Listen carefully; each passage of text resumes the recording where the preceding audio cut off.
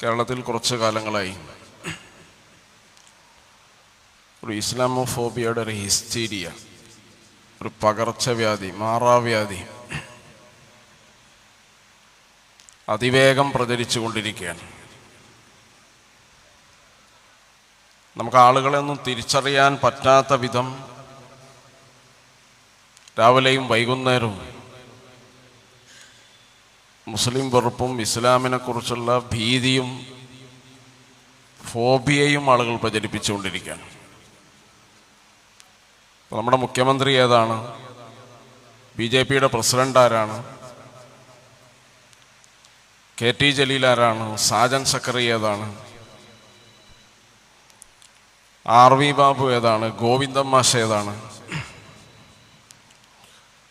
ജയശങ്കർ ഏതാണ്? റിയാസ് ഏതാണ്? TG മോഹൻദാസ് ഏതാണ്? വിജയരാഘവൻ ഏതാണ് എന്ന് തിരിച്ചറിയാൻ പറ്റാത്ത വിധം ഇസ്ലാമോഫോബിയയുടെ ഒരു ഹിസ്റ്റീരിയയാണ് കേരളത്തിൽ നടന്നുകൊണ്ടിരിക്കുന്നത്. ഇവരെല്ലാവരും ഒരേ നരേശനാണ് കേരളത്തിൽ രൂപീകരിച്ചുകൊണ്ടിരിക്കുന്നത്. നിങ്ങൾ ആലോചിച്ച് നോക്കുക, ഈ ടിപ്പിക്കൽ ലെഫ്റ്റ് സൈബർ ഡിസ്കോഴ്സുകളുണ്ട്. ഇടതുപക്ഷ സോഷ്യൽ മീഡിയ പോരാളികൾ. ഈ സമീപകാലങ്ങളിൽ അവരുടെ ഹാൻഡിലുകൾ നിങ്ങൾ ശ്രദ്ധിച്ചാൽ ഈ കാവിക്കൂട്ടുകാർ, റെഡ് ആർമി, പോരാളി ഷാജി, ഇങ്ങനെ തുടങ്ങിയ ഹാൻഡിലുകളിൽ നിന്ന് ഒരേ കാര്യങ്ങൾ പുറത്തു വരുന്നത് നിങ്ങൾക്ക് കാണാൻ കഴിയും. ഒരേ വിവാദങ്ങൾ അവർ കേരളത്തിൽ ഉൽപ്പാദിപ്പിച്ചുകൊണ്ടിരിക്കുന്നത് കുറച്ച് കാലങ്ങളായി ശ്രദ്ധിച്ചാൽ നമുക്ക് മനസ്സിലാവുന്ന ഒരു കാര്യമാണ്. അപ്പം ഇത് കേരളത്തിലെയും ഇന്ത്യയിലെയും സോഷ്യൽ ഫാബ്രിക്കിന്, സാമൂഹ്യ അന്തരീക്ഷത്തിന് ഏൽപ്പിച്ചുകൊണ്ടിരിക്കുന്ന മാരകമായ അപകടകരമായ പരിക്ക് നമുക്കെല്ലാവർക്കും അറിയുന്നതാണ്. ഇവിടെ എല്ലാവരും ഇത് വിശദമായി പറഞ്ഞതാണ്. ഞാൻ അതിൻ്റെ വിശദാംശങ്ങളിലേക്ക് പോകുന്നില്ല. ഒരു ഭാഗത്ത് മോബ് ലിഞ്ചിങ് ആണ്, മറുഭാഗത്ത് സൈബർ ലിഞ്ചിങ് ആണ്. ഇപ്പം ഇസ്ലാമിനെ കുറിച്ചും മുസ്ലിങ്ങളെ കുറിച്ചും കേരളത്തിൽ ജിഹാദി, താലിബാനി, അതുപോലെ ഭീകരവാദി, മതരാഷ്ട്രവാദി, വർഗീയവാദി തുടങ്ങിയ കാറ്റഗറികളിൽ ഇടതുപക്ഷ സൈബർ ഇടങ്ങളിലും സംഘപരിവാർ, BJP, RSS സൈബർ ഇടങ്ങളിലും തമ്മിൽ യാതൊരു വ്യത്യാസവുമില്ലാതെ പ്രചരിച്ചുകൊണ്ടിരിക്കുന്നത് നമുക്ക് കാണാൻ കഴിയും. അപ്പം ഈ നമുക്കറിയാം, നമ്മുടെ സാമൂഹ്യ ഘടനയിൽ ഇത് ഏൽപ്പിക്കുന്ന പരിക്ക് വളരെ വലുതാണ്. ഇത് യഥാർത്ഥത്തിൽ ആഗോള ഇസ്ലാമോഫോബിയ ഇൻഡസ്ട്രി ഉണ്ട്. ലോകത്ത് വലിയൊരു വ്യവസായമാണ് ഇസ്ലാമോഫോബിയ ഇൻഡസ്ട്രി എന്ന് പറയുന്നത്. കഴിഞ്ഞ വർഷം 2023 അമേരിക്ക $42 മില്യൺ ചെലവാക്കി 7 പ്രഗത്ഭ ഏജൻസികളെ കൊണ്ട് ചെയ്യിപ്പിച്ച വർക്ക്, അവരുടെ ഒരു വർഷത്തെ മുഴുവൻ പ്രവർത്തനവും ഇസ്ലാം മുസ്ലിം വിരുദ്ധ പ്രചരണങ്ങൾ മാത്രമാണ്. അപ്പൊ $42 മില്യൺ ചെലവാക്കി അമേരിക്ക നടത്തിയ ഒരു വലിയ പദ്ധതി, ആ പദ്ധതിയിൽ ഇസ്ലാം വിരുദ്ധ, മുസ്ലിം വിരുദ്ധ പ്രചാരണങ്ങൾ എന്ന് പറയുന്നത് വളരെ വലുതായി കേരളത്തിൽ, ഇന്ത്യയിലും നമുക്ക് കാണാൻ കഴിയും. കേരളത്തിലും അതിലേക്ക് ധാരാളമായി കോൺട്രിബ്യൂഷൻ ചെയ്തുകൊണ്ടിരിക്കുന്നത് സമീപകാലം ഈ 8 വർഷം എന്നിവിടെ സോളിഡാരിറ്റി യൂത്ത് മൂവ്മെന്റ് ഉയർത്തിയ ഈ 8 വർഷം എന്ന് പറയുന്ന തലക്കെട്ടിൽ ഈ ഇൻഡസ്ട്രിയിലേക്ക്, ഈ വ്യവസായത്തിലേക്ക് ഇടതുപക്ഷം, പ്രത്യേകിച്ച് CPIM നൽകിയ സംഭാവനകൾ വളരെ വലുതാണ്. ഈ ഇസ്ലാമോഫോബിയയിലേക്ക് ഏറ്റവും വിലപിടിപ്പുള്ള ഉപകരണങ്ങൾ നൽകുക എന്നതാണ്. ഇപ്പൊ നിങ്ങൾ ആലോചിച്ച് നോക്കുക, കഴിഞ്ഞ സെപ്റ്റംബറിൽ ദീപികയുടെ ഒരു മുഖപ്രസംഗമുണ്ട്. ആഗോള ഇസ്ലാം ഭീതിയും ക്രൈസ്തവ വേട്ടയും എന്നാണ് അതിന്റെ ഹെഡിങ്. ആ ഹെഡിങ്ങിൽ അവർ എഴുതിയിട്ടുള്ള ക്രിസ്ത്യാനികൾക്കെതിരെയുള്ള മുസ്ലിങ്ങളുടെ വേട്ടയെക്കുറിച്ച് വളരെ വിശദമായി അതിൽ എഴുതിയിട്ടുണ്ട്. അതെല്ലാം വസ്തുതാ വിരുദ്ധമായ കാര്യങ്ങൾ സമർത്ഥിക്കുകയാണ്. ഈ സോഴ്സുകൾ എങ്ങനെയാണ് കിട്ടിയത്? മുസ്ലിങ്ങൾ ക്രിസ്ത്യാനികൾ ആക്രമിക്കുന്നു, ക്രൈസ്തവ രാജ്യങ്ങളിൽ അവരുടെ മതം ഭീഷണിയിലാ, മുസ്ലിം രാജ്യങ്ങളിലും ക്രൈസ്തവ രാജ്യങ്ങളിൽ വരെ മുസ്ലിം ആക്രമണങ്ങളുടെ കാരണത്താൽ അവരുടെ മതവിശ്വാസം അനുസരിച്ച് ജീവിക്കാൻ കഴിയാത്ത അവസ്ഥ വന്നിരിക്കുന്നു. തുടങ്ങിയ ധാരാളം നരേഷനുകളും ഡാറ്റകളും ഈ മുഖപ്രസംഗം നിങ്ങൾ വായിച്ചാൽ മനസ്സിലാവും. പക്ഷേ ഈ മുഖപ്രസംഗത്തിൽ എഴുതിയ എല്ലാ കാര്യവും അതിനകത്ത് നമുക്കറിയാം, ലോകത്തെ തന്നെ അന്താരാഷ്ട്ര തലത്തിൽ ഈ ഇസ്ലാമോഫോബിയ വിശകലന വിദഗ്ധരാണ് ടോഡ് ഗ്രീൻ എന്ന് പറയുന്ന എഴുത്തുകാരൻ. അദ്ദേഹം ക്രൈസ്തവ വിശ്വാസി കൂടിയാണ്. ക്രൈസ്തവ സമൂഹം മുസ്ലിം ഭീതി ഉൽപ്പാദിപ്പിക്കാൻ ലോകത്ത് ഉപയോഗിച്ചു കൊണ്ടിരിക്കുന്ന ഡാറ്റകളെ അദ്ദേഹം അനലൈസ് ചെയ്യുന്നുണ്ട്. ആ അനലൈസ് ചെയ്യുന്ന കാര്യത്തിൽ അദ്ദേഹം പറയുന്നു, കഴിഞ്ഞ നൂറ്റാണ്ടിൽ 102 ദശലക്ഷം ആളുകളാണ് കൊല ചെയ്യപ്പെട്ടത്. 100 വർഷത്തിൽ ഏകദേശം 102 ദശലക്ഷം മനുഷ്യർ കൊല ചെയ്യപ്പെട്ടിട്ടുണ്ട്. ഇതിൽ മുസ്ലിം ഇസ്ലാം ഭീകരവാദികൾ തീവ്രവാദികൾ എന്ന് പറഞ്ഞ് ഇപ്പോൾ IS പോലെ അൽഖായിദ പോലെ, അതായത് നിങ്ങൾ ആരോപിക്കുന്ന ഇത്തരം സംവിധാനങ്ങൾ കൊല ചെയ്യപ്പെട്ട ആളുകൾ ഏകദേശം 50,000-ൽ താഴെയാണ്. 50,000-ൽ താഴെ കണക്ക് അതാണ് പറയുന്നത്. ലോകത്ത് 198 കോടി മുസ്ലിം ജനസംഖ്യയുണ്ട് എന്ന് പറഞ്ഞാൽ 4-ൽ 1 ലോക ജനസംഖ്യയിൽ മുസ്ലിമാണ്. 198 കോടി മുസ്ലിങ്ങളുടെ ജനസംഖ്യയും അവരുടെ കൂട്ടത്തിൽ ഈ ഇത്തരം മതപരമായ രീതിയിൽ എക്സ്ട്രീമായി ചിന്തിക്കുകയും അതിൻ്റെ പേരിൽ സംഘർഷത്തിൽ കൊല ചെയ്യപ്പെടുകയും ചെയ്ത ആളുകളുടെ കണക്ക് ജനസംഖ്യാനുപാതികമായി മറ്റു സമുദായങ്ങളെ അപേക്ഷിച്ച് 20 മടങ്ങ് കുറവാണ്. ഇവിടെ ലോകത്ത് ഈ മുഖപ്രസംഗത്തിൽ ഏറ്റവും കൂടുതൽ പറയുന്നത്, ഇവിടെ ഏറ്റവും കൂടുതൽ ക്രൈസ്തവ വിശ്വാസികൾ വേട്ടയാടപ്പെടുന്നത് മുസ്ലിം ഭീകരവാദികളാലാണ് എന്ന ഡാറ്റകൾ വെച്ച് ആ മുഖപ്രസംഗം സമർത്ഥിക്കുന്നത് നമുക്ക് കാണാൻ കഴിയും. അതുപോലെ തന്നെ ഇന്ത്യയിലേക്ക് നമ്മൾ വന്ന ഇന്ത്യയിലെ ഇപ്പൊ കഴിഞ്ഞ വർഷം മാത്രം ഏകദേശം 24 മോബ് ലിഞ്ചിങ്ങുകളാണ് ഇന്ത്യയിൽ നടന്നത്. മോബ് ലിഞ്ചിങ്ങൾ 24 മോബ് ലിഞ്ചിങ് എന്ന് പറയുന്നത് വളരെ ക്രൂരമായ മോബ് ലിഞ്ചിങ് നമുക്കറിയാം. നേരത്തെ മുഹമ്മദ് അഖ്ലാഖ്, അഫ്രുസുൽ ഖാൻ, ആഫിൽ സുനൈദ് പോലെയുള്ള ആളുകൾ എങ്ങനെയാണ് അതിനിഷ്ഠൂരമായി ഈ രാജ്യത്ത് കൊല ചെയ്തതെന്ന്, ഇതുപോലെയുള്ള മോബ് ലിഞ്ചിങ്ങുകൾ ഏകദേശം 24 മോബ് ലിഞ്ചിങ്ങുകൾ കഴിഞ്ഞ ഈ 10 മാസത്തിനുള്ളിൽ ഇന്ത്യ രാജ്യത്ത് സംഭവിക്കുകയുണ്ടായി. ഈ മോബ് ലിഞ്ചിങ് ഇന്ത്യ രാജ്യത്ത് സംഭവിച്ചു. അതുപോലെ തന്നെ ഇന്ത്യ രാജ്യത്ത് നടന്ന പ്രധാനപ്പെട്ട 47 കലാപങ്ങൾ, ഈ കലാപങ്ങളിൽ 13,000 പേർ കൊല ചെയ്യപ്പെട്ടിട്ടുണ്ട്. ഈ 13,000 പേർ കൊല ചെയ്യപ്പെട്ടതിൽ 82% മുസ്ലിങ്ങളാണ്. എന്നാൽ ഈ കലാപത്തിന്റെ പേരിൽ അറസ്റ്റിലായ ആളുകളിൽ 88% മുസ്ലിങ്ങളാണ്.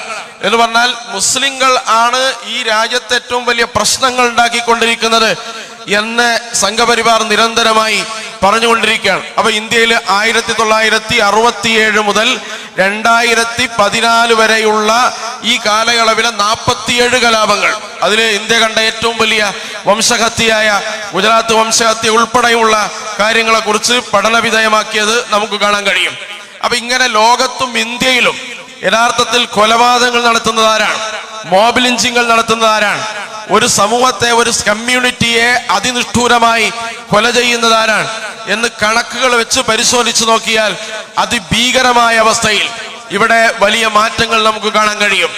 ഇത് മനസ്സിലാകാതെ അല്ലെങ്കിൽ ബോധപൂർവം വിട്ടുകളഞ്ഞുകൊണ്ട് ലോകത്തും ഈ രാജ്യത്തും ഏറ്റവും അപകടകാരികളായ സമുദായമാണ് മുസ്ലിങ്ങൾ എന്നത് കുറച്ചു കാലമായി ഏറ്റവും കൂടുതൽ ഉൽപ്പാദിപ്പിച്ചുകൊണ്ടിരിക്കുന്നത് കേരളത്തിലാണ്. നമ്മൾ മനസ്സിലാക്കേണ്ടത് ഇന്ത്യയിലല്ല, കേരളത്തിലാണ് ഏറ്റവും കൂടുതൽ ഇത് ഉൽപ്പാദിപ്പിച്ചുകൊണ്ടിരിക്കുന്നത്. അതിന് വ്യത്യസ്തങ്ങളായ വഴികൾ അവർ സ്വീകരിക്കുന്നത് നമുക്ക് കാണാൻ കഴിയും. ആ വഴികളിൽ ഏറ്റവും പ്രധാനപ്പെട്ടത് ഇവിടെ ഒരു പ്രധാനപ്പെട്ട ടൂളാണ് ജമാഅത്തെ ഇസ്ലാമി എന്ന് പറയുന്നത്. ജമാഅത്തെ ഇസ്ലാമിയെ മുൻനിർത്തിക്കൊണ്ട് ഈ കേരളത്തിലുണ്ടാക്കിയ ഇസ്ലാമോഫോബിയ എന്ന് പറയുന്നത് ടൺ കണക്കിന് ഇസ്ലാമോഫോബിയാണ് ഇതിലൂടെ CPM ഈ പബ്ലിക് സ്പേസിലേക്ക് വിസർജിച്ചത് എന്ന് നമുക്ക് മനസ്സിലാക്കാൻ കഴിയും. എല്ലാത്തിൻ്റെയും പിന്നിൽ ജമാഅത്തെ ഇസ്ലാമി എന്ന ഒരു നരേഷൻ ഉണ്ടാക്കുകയാണ്. ഈ നരേഷനിൽ ഏറ്റവും പ്രധാനപ്പെട്ട ഒടുവിൽ ഞാനിത് പറയുന്നത് വരെ PP ദിവ്യ പെട്രോൾ പമ്പ് വിവാദത്തിൽ മാത്രമാണ് ജമാഅത്തെ ഇസ്ലാമി കക്ഷിയല്ലാത്തത്. ബാക്കിയുള്ള എല്ലാ വിഷയങ്ങളിലും അതിന്റെ പിന്നിൽ ജമാഅത്തെ ഇസ്ലാമിയാണ്. എത്രത്തോളം ചോദിച്ചാൽ ABC എന്ന് പറയുന്ന ഒരു ഓൺലൈൻ ചാനലുണ്ട്.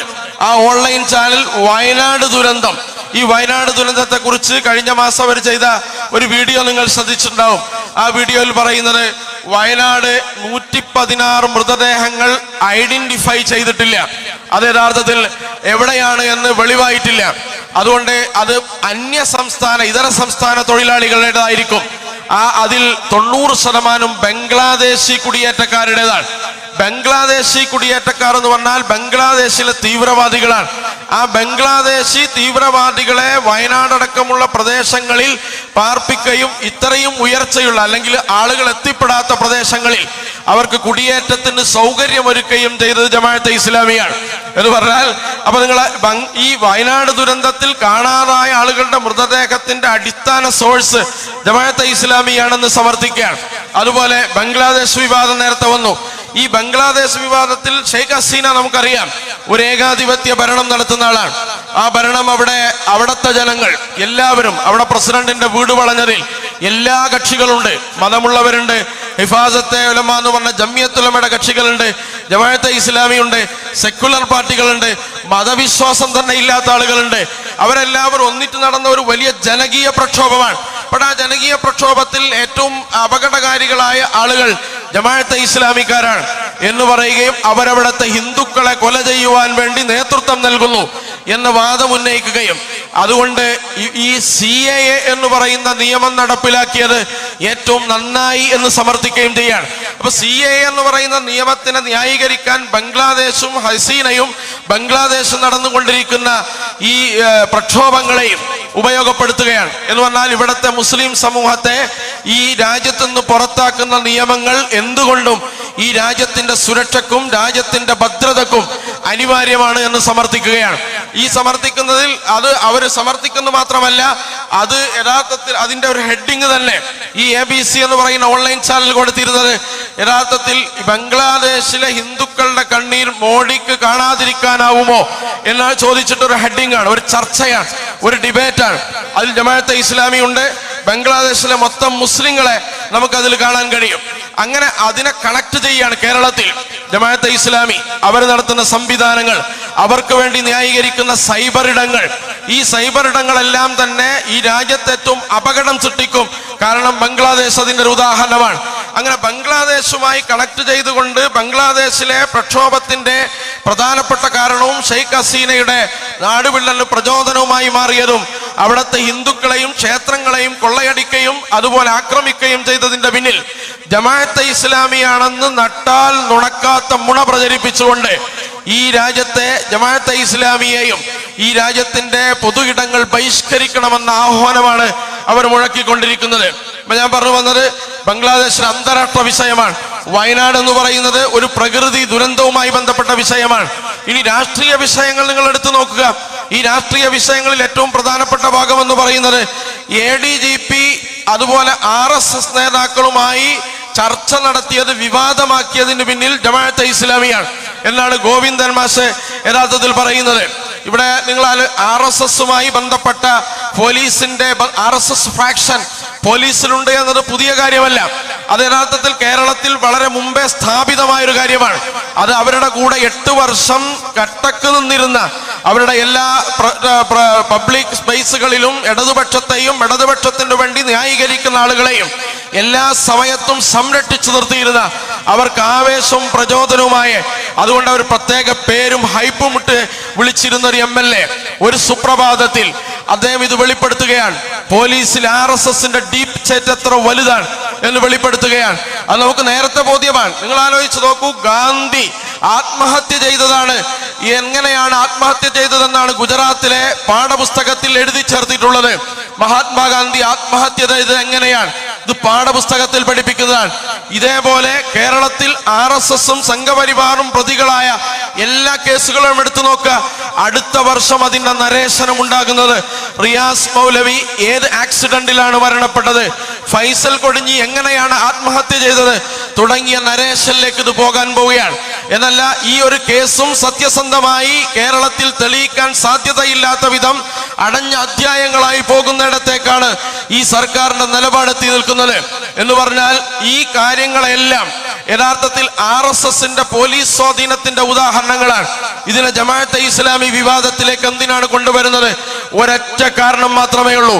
എന്തിനാണ് ജമാഅത്തെ ഇസ്ലാമിയെ എന്തിനാണ് ജമാഅത്തെ ഇസ്ലാമിയെ ഒരു നാട്ടക്കുറിയായി പ്രതിഷ്ഠിച്ചത്? ജമാഅത്തെ ഇസ്ലാമിയെ നാട്ടക്കുറിയായി പ്രതിഷ്ഠിച്ച് ജമാഅത്തെ ഇസ്ലാമി അറ്റാക്ക് ചെയ്യുകയാണെന്ന പ്രതീതി സൃഷ്ടിച്ച് ഇസ്ലാമിനെയും മുസ്ലിങ്ങളെയും ഇസ്ലാമിന്റെ വേഷവിധാനങ്ങളെയുമെല്ലാം കടന്നാക്രമിക്കുന്ന ശൈലിയാണ് ഈ 8 വർഷങ്ങളായി ഇടതുപക്ഷ സർക്കാർ വിവിധങ്ങളായ രീതിയിൽ കേരളത്തിൽ ചെയ്തുകൊണ്ടിരിക്കുന്നത്. അതിൻ്റെ ഒരു നാട്ടക്കുറി മാത്രമാണ് ഈ ജമാഅത്തെ ഇസ്ലാമി എന്ന് പറയുന്നത്. ഇസ്ലാമിൽ ഏറ്റവും സെമിറ്റിക് വിരുദ്ധത യൂറോപ്പിൽ പരത്താൻ വേണ്ടി യൂറോപ്പിലെ ഏറ്റവും വലിയ വംശീയവാദികൾ ജൂതന്മാരെ നാട്ടക്കുറിയായി സൃഷ്ടിച്ചതുപോലെ, അഡോൾഫ് ഹിറ്റ്ലർ ജൂത വംശീയത പരത്തിയതുപോലെ, ജമാഅത്തെ ഇസ്ലാമി എന്ന ഒരു എലമെന്റിനെ മുൻനിർത്തിക്കൊണ്ട് മൊത്തം മുസ്ലിങ്ങൾക്കെതിരെ വംശീയ എലമെന്റുകൾ പ്രചരിപ്പിച്ചുകൊണ്ടിരിക്കുകയാണ്. എന്ന് പറഞ്ഞാൽ നേരത്തെ ഞാൻ സൂചിപ്പിച്ച പദാവലികളെല്ലാം BJP സംഘപരിവാർ രാഷ്ട്രീയത്തിന്റെ ഹാൻഡിലുകളിൽ മാത്രം നിങ്ങൾ കണ്ടുശീലിച്ചതാണ്. പക്ഷേ യഥാർത്ഥത്തിൽ ഇന്ന് കേരളത്തിൽ ആരാണത് കൈകാര്യം ചെയ്യുന്നത് എന്നെടുത്ത് നോക്കിയാൽ നമുക്ക് മനസ്സിലാക്കാൻ കഴിയും. ഇവര് കേരളത്തിൽ പരിചയപ്പെടുത്തുന്ന ഏറ്റവും പ്രധാനപ്പെട്ട രീതി ഒരു പാരന്റൽ സെക്യുലറിസമാണ്. ഒന്ന് പറഞ്ഞാൽ പാരന്റിങ്, ഒരു സെക്യുലർ പാരന്റിങ് ആണ്. സെക്യുലറിസത്തെ ഇവർ നിർവചിക്കുന്നു. ആ നിർവചനത്തിലേക്ക് അവർക്ക് ഇഷ്ടമുള്ള ആളുകളെ ചേർക്കുന്നു, മറ്റുള്ളവരെ പുറത്താക്കുന്നു, പുറത്താക്കിയ ആളുകളെ പൈശാചികവൽക്കരിക്കുന്നു. ഇതാണ് ഇടതുപക്ഷം കേരളത്തിൽ ചെയ്തുകൊണ്ടിരിക്കുന്നത്. ആ ചെയ്തുകൊണ്ടിരിക്കുന്ന ഏറ്റവും പ്രധാനപ്പെട്ട ഭാഗമാണ് ഒരു ഇന്റലക്ച്വൽ ഇസ്ലാമോഫോബിയ. കേരളത്തിൽ വ്യവസ്ഥാപിതമായി ഇന്റലക്ച്വലായ ഇസ്ലാമോഫോബിയ സൃഷ്ടിക്കുന്നതിൽ ഇടതുപക്ഷത്തിന്റെ പങ്ക് നമുക്ക് നിഷേധിക്കാൻ കഴിയില്ല. എന്നു മാത്രമല്ല, സാധാരണ രീതിയിൽ പിണറായി വിജയൻ വിസ്ഡം പ്രവർത്തകർ പറവൂരിൽ ലഘുലേഖ വിതരണം ചെയ്തപ്പോ അതിൽ RSSകാർ അവരെ കൈകാര്യം ചെയ്തു. അത് കേസായി അവരെ പോലീസ് സ്റ്റേഷനിലേക്ക് കൊണ്ടുപോയി അറസ്റ്റ് ചെയ്തു. അന്ന് അത് നിയമസഭയിൽ ചോദ്യം ചെയ്തപ്പോ പിണറായി വിജയൻ പറഞ്ഞൊരു വാചകമുണ്ട്: ഈ പ്രവൃത്തി അപലപിക്കുന്നതിന് പകരം യഥാർത്ഥത്തിൽ അവർ RSSന് മരുന്നിട്ട് കൊടുക്കരുത് എന്ന് ഉപദേശിക്കുകയാണ് ചെയ്തത്. ഇന്ന് RSSന് മരുന്ന് മാത്രമല്ല, ഇസ്ലാമോഫോബിയ ഇൻഡസ്ട്രിയുടെ ഏറ്റവും വലിയ വ്യവസായശാല RSSന് വേണ്ടി കേരളത്തിൽ തുറന്നു കൊടുത്തത് ആരാണ്? നിങ്ങൾ ആലോചിച്ചു നോക്കേണ്ടതാണ്. ലവ് ജിഹാദ് അയോഗി ആദിത്യനാഥിന്റെ ഏറ്റവും പ്രധാനപ്പെട്ട ഗുരു റഫറൻസായി VS അച്യുതാനന്ദൻ മാറുകയാണ്. നരേന്ദ്രമോദിക്ക് പാർലമെന്റിൽ CAA സമരത്തിനെതിരെ പ്രസംഗിക്കുമ്പോൾ അദ്ദേഹത്തിന്റെ റഫറൻസായി മാറുന്നത് പിണറായി വിജയൻ നിയമസഭയിൽ പ്രസംഗിച്ച പ്രസംഗമാണ്. നിങ്ങളെടുത്ത് പരിശോധിച്ചു നോക്കേണ്ടതാണ്. അപ്പൊ ഇന്ത്യയുടെ പ്രധാനമന്ത്രി, അതും RSSകാരനായ പ്രധാനമന്ത്രിക്ക് CPMകാരനായ മുഖ്യമന്ത്രി റഫറൻസ് ആവുക, ഇന്ത്യയിലെ ഏറ്റവും വലിയ ബുൾഡോസർ ബാബ എന്ന രീതിയിൽ തന്നെ എതിർക്കുകയും വിയോജിക്കുകയും ചെയ്യുന്ന മുസ്ലിംകളുടെയും ദലിതരുടെയും വീടുകൾ ബുൾഡോസർ ഉപയോഗിച്ച് നിരത്തി അതീവ ഹിംസാത്മകമായ വംശഹത്യയുടെ റോൾ മോഡലായി മാറിയിരിക്കുന്ന യോഗി ആദിത്യനാഥിന്റെ ഏറ്റവും പ്രധാനപ്പെട്ട റഫറൻസ് VS അച്യുതാനന്ദനായി മാറുകയും ചെയ്യുന്നത് എത്ര വലിയ വിരോധാഭാസമാണ്. ഇന്ന് നിങ്ങൾ ആലോചിച്ച് നോക്കാം, മലപ്പുറം ജില്ലയെ കുറിച്ച് മുഖ്യമന്ത്രി യഥാർത്ഥത്തിൽ നടത്തിയ പ്രസ്താവനകൾ എത്ര അപഹാസ്യമായ പ്രസ്താവനകളാണ്. അദ്ദേഹത്തിന്റെ ഇന്റർവ്യൂകൾ ചരിത്രത്തിൽ രേഖപ്പെടുത്തി വെച്ചു. കള്ളക്കടത്ത്, അതുപോലെ സ്വർണ്ണക്കടത്ത്, അത് അവാലപ്പണം, ഇത് ഉപയോഗിച്ച് മലപ്പുറം ജില്ലയിൽ ദേശദ്രോഹ പ്രവർത്തനങ്ങൾ, രാജ്യദ്രോഹ പ്രവർത്തനങ്ങൾ ഉണ്ടാവുന്നുവെന്നാണ് സംഘപരിവാർ കാലങ്ങളായി മലപ്പുറം ജില്ലയെക്കുറിച്ചും അവിടുത്തെ ഭൂരിപക്ഷം വരുന്ന സമുദായത്തെക്കുറിച്ചും നടത്തിയ നരേഷൻ. അതുപോലെ കേരളത്തിന്റെ ഒരു മുഖ്യമന്ത്രി ഇന്ത്യയിലെ ഏറ്റവും പ്രമുഖമായ പത്രത്തിന് ഇന്റർവ്യൂ നൽകുകയാണ്. അത് 1.5 ദിവസം അന്തരീക്ഷത്തിൽ വിവാദമായി. ഈ അന്തരീക്ഷത്തിൽ വിവാദമായിട്ട് അദ്ദേഹം അതിനെ കൗണ്ടർ ചെയ്യുന്നത്, അതിനെ പ്രതിരോധിക്കുന്നത് അത് PR ഏജൻസി ഏർത്തതാണ് എന്നതാണ്. PR ഏജൻസിയും ഈവന്റ് മാനേജ്മെന്റും എന്ന് പറഞ്ഞാൽ മുതലാളി പറയുന്നത് കേൾക്കലല്ലാതെ സ്വന്തമായി അവരൊന്നും കൂട്ടിച്ചേർക്കുകയില്ല. എന്റെ കല്യാണത്തിനൊരു ഈവന്റ് മാനേജ്മെന്റ് ഞാൻ ഏൽപ്പിച്ചു, ബീഫ് ബിരിയാണി വേണമെന്ന് പറഞ്ഞാൽ എന്നോടുള്ള സ്നേഹം കൊണ്ട് ഈവന്റ് മാനേജ്മെന്റ് ഒരിക്കലും മട്ടൺ ബിരിയാണി തരില്ല. ഈവന്റ് മാനേജ്മെന്റിനോട് പറഞ്ഞ കാര്യങ്ങളെ ചെയ്യും. PR ഏജൻസിയും ഇതുപോലെയാണ്. എന്ത് കാര്യങ്ങളാണ് പറയേണ്ടത്, എന്ത് കാര്യങ്ങളാണ് എഴുതേണ്ടത്, ഏത് രൂപത്തിലാണത് വിവാദമാക്കേണ്ടത്, ഏത് രൂപത്തിലാണത് ലൈം ലൈറ്റിലേക്ക് കൊണ്ടുവരേണ്ടത് എന്ന ഫ്രെയിം വർക്ക് ഇല്ലാതെ ഒരിക്കലും PR ഏജൻസി സ്വന്തം ഇഷ്ടപ്രകാരം ഇത്രയും അപകടകരമായ ഒരു കണ്ടന്റ് ആ ഇന്റർവ്യൂവിൽ എഴുതി ചേർക്കില്ല. എന്ന് പറഞ്ഞാൽ ബോധപൂർവം ഈ സംസ്ഥാനം ഭരിക്കുന്ന മുഖ്യമന്ത്രി ഒരു ജനതയെക്കുറിച്ചും ഒരു ജില്ലയെക്കുറിച്ചും വളരെ അപഹാസ്യമായ രീതിയിൽ യഥാർത്ഥത്തിൽ ഇവിടെ ഉൽപ്പാദിപ്പിച്ചുകൊണ്ടിരിക്കുന്ന സംഘപരിവാറിന്റെ ഈ പ്രൊഡക്ഷൻസ് ഉൽപ്പന്നങ്ങൾക്ക് വലിയ മൈലേജ് നൽകുകയാണ്. പ്രിയപ്പെട്ടവരെ, നിങ്ങൾ എടുത്ത് പരിശോധിച്ചു നോക്കുകയാണെങ്കിൽ നമ്മുടെ നാട് സമീപകാലത്ത് 8 വർഷങ്ങളിൽ ഇവിടെ അധ്യക്ഷ പ്രസംഗം മുതൽ എല്ലാവരും പറഞ്ഞ കാര്യങ്ങളുണ്ട്. ജനകീയ സമരങ്ങളെ, അതുപോലെ തന്നെ ജനകീയ ചെറുത്തുനിൽപ്പുകളെ, ജനകീയ പോരാട്ടങ്ങളെ, നീതിക്ക് വേണ്ടിയുള്ള സമരങ്ങളെ, രാഷ്ട്രീയ ചോദ്യങ്ങളെ എല്ലാം മതമൗലികവാദം, ഭീകരവാദം, തീവ്രവാദം എന്ന കാറ്റഗറിയിലൂടെ മാറ്റി നിർത്തിയത് ഈ 8 വർഷമായി കേരളത്തിൽ അതിന്റെ ഏറ്റവും പ്രധാനപ്പെട്ട ഒരു രീതി രൂപീകരിച്ചെടുത്തത് CPM മാത്രമാണെന്ന് പരിശോധിച്ചാൽ മനസ്സിലാകും. അത് കോട്ട് ചെയ്യുക മാത്രമാണ്, അത് പ്രചരിപ്പിക്കുക മാത്രമാണ്. ഇന്ത്യയിലുടനീളം ഇസ്ലാമോഫോബിയയുടെ വിഷലിപ്തമായ അജണ്ടകൾ പ്രചരിപ്പിക്കുന്ന സംഘപരിവാരം ഈ രാജ്യത്ത് ചെയ്തുകൊണ്ടിരുന്നത്. അതിലേറ്റവും വലിയ സംഭാവനകൾ കേരളം 8 വർഷങ്ങളായി കിട്ടിക്കൊണ്ടിരിക്കുകയാണ്. അപ്പൊ ജമാഅത്തെ ഇസ്ലാമിയെ മുൻനിർത്തുന്നത് എന്തുകൊണ്ടാണെന്ന് ചോദിച്ചാൽ അത് കേരളത്തിലെ രാഷ്ട്രീയ, മത, സാമൂഹ്യ മേഖലയിൽ ആളുകൾക്ക് അത് മനസ്സിലായിരിക്കുകയാണ്. മനസ്സിലായിരിക്കുക എന്ന് പറഞ്ഞാൽ ഇവരെ ആരുടെ ഏജൻസി പണിയാണ്? നേരത്തെ പറഞ്ഞല്ലോ, സ്വർഗത്തിലേക്ക് ആളുകളെ അയക്കുന്ന റിക്രൂട്ട്മെന്റ് ഏജൻസി ഒരാൾ തുടങ്ങിയിരിക്കുകയാണ്. ഈ റിക്രൂട്ട്മെന്റ് ഏജൻസി സ്വർഗത്തിലേക്കും നരകത്തിലേക്കും ആളുകൾ അയക്കുന്ന ഏജൻസി അല്ല, RSSന്റെ വിഷലിപ്തമായ അജണ്ടകളുടെ ഏജൻസി ആയിട്ടാണ് കുറഞ്ഞ നാളുകളായി മുൻ മന്ത്രി കേരളത്തിലുടനീളം പ്രസംഗിച്ചുകൊണ്ടിരിക്കുന്നത്. അദ്ദേഹം നടത്തിയ പരാമർശങ്ങളെല്ലാം RSSന്റെ വിഷലിപ്തമായ അജണ്ടകളാണ് അദ്ദേഹം പ്രചരിപ്പിച്ചുകൊണ്ടിരിക്കുന്നത്. ഇത് ഓരോരുത്തരെടുത്താലും രാവിലെ മുതൽ വൈകുന്നേരം വരെ ഓരോരുത്തരെടുത്ത പത്രസമ്മേളനങ്ങൾ, പ്രസ്താവനകൾ, അവരുടെ ലേഖനങ്ങൾ, എഡിറ്റോറിയൽ, ഏറ്റവും അപകടകരമായ അവസ്ഥ 2021 ദേശാഭിമാനിയിലെ ഒരു കാർട്ടൂൺ നിങ്ങൾ ശ്രദ്ധിച്ചിട്ടുണ്ടാകും. ആ കാർട്ടൂണിൽ ഒരു തോക്ക് പിടിച്ച് തൊപ്പിയിട്ട ഒരു കുട്ടി, ആ കുട്ടിയുടെ മേൽ വെൽഫെയർ പാർട്ടി എന്ന് എഴുതി വെച്ച് നിങ്ങൾ ശ്രദ്ധിച്ചിട്ടുണ്ടാവും. എന്ന് പറഞ്ഞാൽ എത്ര മാരകമായ മെസ്സേജാണ്. ജനം ടിവിയിലല്ല, ജന്മഭൂമിയിലല്ല, ദേശാഭിമാനിയിലാണ് ഇത്രയും ഭീകരമായ, മാരകമായ ഒരു മെസ്സേജ് സമൂഹത്തിന് നൽകിയതെന്ന് മനസ്സിലാക്കേണ്ടതാണ്. അപ്പൊ ഇത്തരം മെസ്സേജുകൾ നൽകുന്നതിൽ വളരെ ജാഗ്രതയോടുകൂടി, വളരെ വ്യവസ്ഥാപിതമായി ഭൗതിക മണ്ഡലത്തിൽ ഇസ്ലാമോഫോബിയ സ്ഥാപിച്ചു നിർത്തുന്നതിൽ ഇടതുപക്ഷം കഴിഞ്ഞ 8 വർഷമായി നടത്തിക്കൊണ്ടിരിക്കുന്ന വ്യവസ്ഥാപിതമായ ശ്രമങ്ങളുണ്ട്. പിഴവുകളല്ല, ഏതെങ്കിലും അബോധാവസ്ഥയിൽ പറഞ്ഞതോ അബദ്ധത്തിൽ പറഞ്ഞതോ നാക്കുപിഴ പറ്റിയതോ അല്ല. വളരെ ബോധപൂർവമായി ഒരു കമ്മ്യൂണിറ്റിയെ ഇല്ലാതെയാക്കുവാനും, ഒരു സമൂഹത്തെ, അവരുടെ കർത്തൃത്വത്തെ നിഷേധിക്കുവാനും, അവരുടെ മുൻകൈയിൽ വന്ന എല്ലാ ചോദ്യങ്ങളെയും, CA പ്രക്ഷോഭങ്ങളിൽ മുസ്ലിം സാന്നിധ്യത്തെ എത്ര മാരകമായിട്ട രീതിയിലാണ് ഇവർ കൈകാര്യം ചെയ്തത് എന്ന് നമ്മൾ പരിശോധിച്ചു നോക്കേണ്ടതാണ്. ഇങ്ങനെ മുസ്ലിം സമൂഹത്തിന്റെ സാന്നിധ്യത്തെ, അവരുടെ വിസിബിലിറ്റിയെ, അതുപോലെ തന്നെ മുസ്ലിം സമൂഹം, ദലിത് സമൂഹം ചേർന്ന് നിൽക്കുന്ന പ്ലാറ്റ്ഫോമുകളെ നിങ്ങൾ ആലോചിച്ച് നോക്കുക. വിജയരാഘവൻ വർഗീയവാദികളെന്ന് സമീപകാലത്ത് പറഞ്ഞത് സാമ്പത്തിക സംഭരണത്തെ എതിർത്തപ്പോഴാണ്. മുസ്ലിം ലീഗ് സാമ്പത്തിക സംഭരണത്തെ പാർലമെന്റിൽ എതിർത്തു. ജമാഅത്തെ ഇസ്ലാമി സുപ്രീം കോടതിയിൽ അതിനെതിരെ കേസ് പോയി.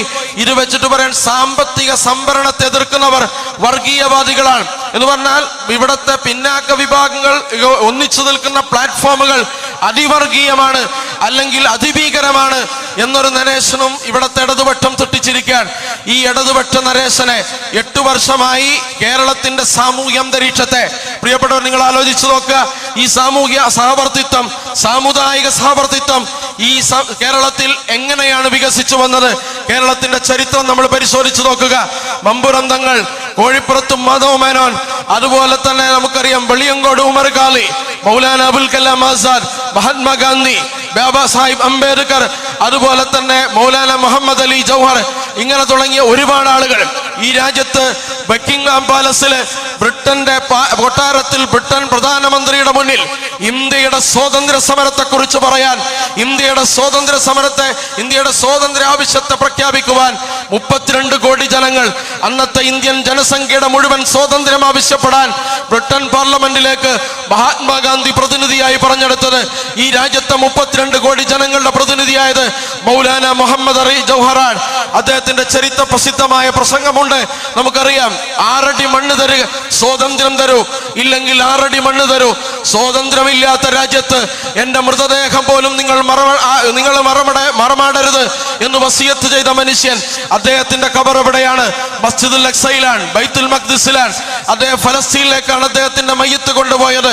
എന്ന് പറഞ്ഞാൽ സ്വാതന്ത്ര്യമില്ലാത്ത ഭൂമിയിൽ എന്റെ മൃതദേഹം പോലും മറമാടരുതെന്ന് വസിയത്ത് ചെയ്ത തീരദേശാഭിമാനികൾ, ഹിന്ദു മുസ്ലിം സാഹോദര്യം വേണം, എനിക്ക് സ്വാതന്ത്ര്യത്തെക്കാൾ വലുതാണെന്ന് പറഞ്ഞ മൗലാന അബുൽ കലാം ആസാദ്, അതുപോലെ തന്നെ നമുക്കറിയാം ഇന്ത്യയിലെ ഏറ്റവും അധിഷ്ഠിത ജനവിഭാഗങ്ങളെ ചേർത്ത് പിടിച്ച് ബ്രിട്ടീഷുകാർക്കെതിരെ സമരം ചെയ്യാൻ പള്ളിയിൽ വെച്ച് നേതൃത്വം നൽകിയ മമ്പുറം ഫസൽ പൂക്കോയ തങ്ങൾ, കോഴിക്കോട് മിഷ്കാൽ പള്ളി ഇന്നും നിങ്ങൾക്ക് കാണാം. പോർച്ചുഗീസുകാർക്കെതിരെ സാമൂതിരിയും അതുപോലെ കുഞ്ഞാലിമരക്കാർമാരും അവിടുത്തെ മതപണ്ഡിതന്മാരും അവിടുത്തെ മുഴുവൻ സമുദായങ്ങളും ചേർന്നുകൊണ്ട് പോർച്ചുഗീസുകാരെ കെട്ടുകെട്ടിക്കുവാൻ വേണ്ടി യോഗം ചേർന്ന പള്ളിയാണ്. ആ പള്ളിയിൽ യോഗം ചേർന്നുകൊണ്ട് പോർച്ചുഗീസുകാർക്കെതിരെ സമരം ചെയ്യാൻ ആഹ്വാനം ചെയ്ത ആ പോർച്ചുഗീസ് സമരത്തിന്റെ പ്രതീകങ്ങൾ ഇന്നും അവിടെ നിലനിൽക്കുന്നുണ്ട്. നിങ്ങൾ പോർച്ചുഗീസുകാർക്കെതിരെ ധർമ്മസമരത്തിനിറങ്ങൂ. നിങ്ങളുടെ ഇമാം, നിങ്ങളുടെ നേതാവ് സാമൂതിരിയാണ്. അദ്ദേഹത്തിന്റെ പിന്നിൽ അണിചേർന്നുകൊണ്ട് പോർച്ചുഗീസുകാരെ കെട്ടുകെട്ടിക്കണമെന്ന് മതവിധി കൊടുത്ത സൈനുദ്ദീൻ മഖ്ദൂം, അതുപോലെ തന്നെ പാണ്ടിയാട് നമ്പീശനും വാര്യംകുന്നത്ത് കുഞ്ഞഹമ്മദാജിയും നീലാണ്ടനെയും അതുപോലെയുള്ള ധാരാളം ആളുകൾ, മലപ്പുറം ശ്രോതാക്കൾ, അതുപോലെ തന്നെ ഇന്ത്യൻ സ്വാതന്ത്ര്യ സമരത്തിനു വേണ്ടി മലബാറിൽ നടത്തിയ ഐതിഹാസികമായ സമരത്തിൽ രക്തസാക്ഷികളായ ആളുകൾ, ഇവരെ എല്ലാവരുടെയും മതവും ജാതിയുമെല്ലാം പരിശോധിച്ചു നോക്കുക പ്രിയപ്പെട്ടവരെ. നിങ്ങൾ അവരെല്ലാം രക്തം കൊടുത്ത് സാഹോദര്യത്തോടുകൂടി തോളോട് തോൾ ചേർന്ന് നേടിയ സഹവർത്തിത്വത്തിന്റെ മണ്ണാണ്.